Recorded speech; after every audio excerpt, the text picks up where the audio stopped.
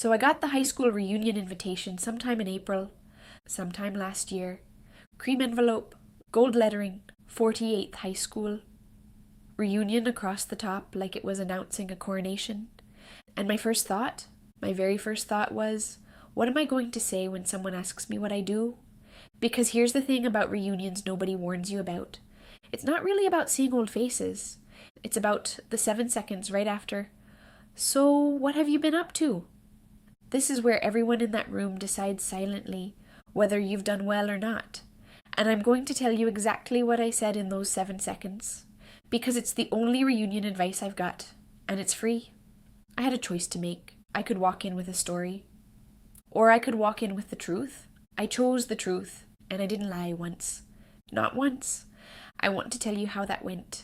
The old version of me would have panicked. Now, the old me, the me from 10-15 years ago, would have spent the whole drive there rehearsing. Building up the good parts, leaving out the boring bits, making the ordinary sound impressive, because that's what you do, isn't it? We sand the truth down until it shines. I actually caught myself starting to do it in the car, practicing a little line about keeping busy with a few projects, which is the kind of sentence that means absolutely nothing, and is designed to mean absolutely nothing. And I stopped myself halfway through the driveway and thought, Connie, you are 60-something years old. If you can't tell the truth at a reunion, where exactly were you planning on starting? So I put the fancy sentence away and walked in with the plain one. Now, the room was exactly what you'd expect. Name tags with your school photo shrunk down next to. Your face now, which is its own small horror. A cash bar.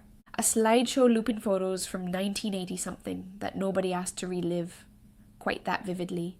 And within about 4 minutes, there it was.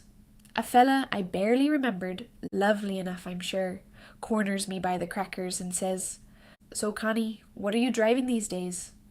But before I tell you what I said back, you no doubt know that question is never actually about the car. That question is a currency check. He wanted to know where I landed. Old me has an answer ready that makes the 12-year-old car sound like a lifestyle choice about sustainability. New me just said, a 12-year-old car that runs perfectly and owes me nothing.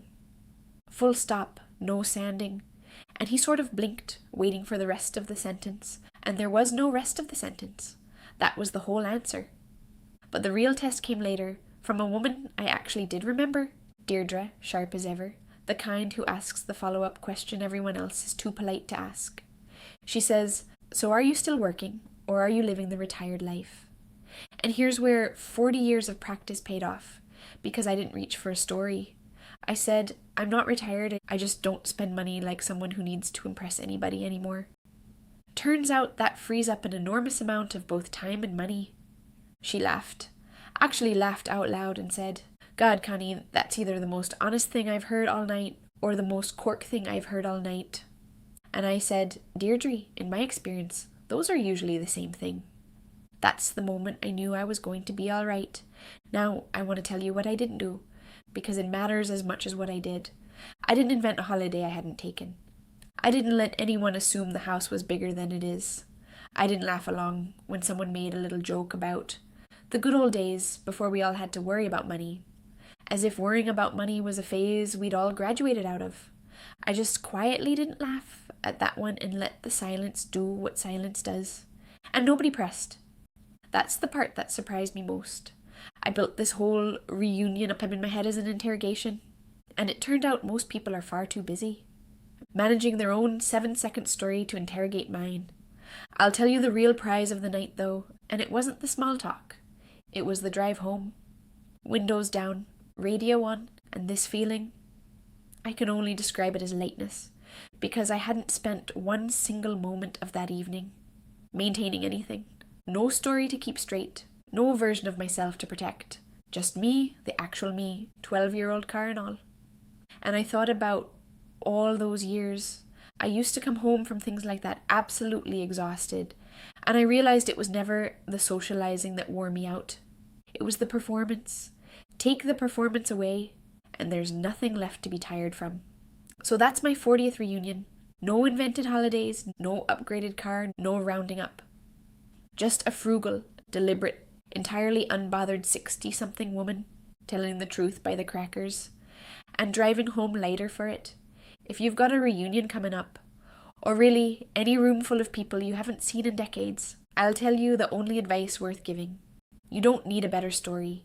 You need less interest in whether they're impressed. That's the whole trick, and it's free, which, as you know by now, is very much my kind of trick. Thank you for spending time with me today, and please tell me in the comments, what's one thing you've always dreaded or always loved about reunions? I've told you mine, please tell me yours. Thank you for being here. I'll see you in the next video.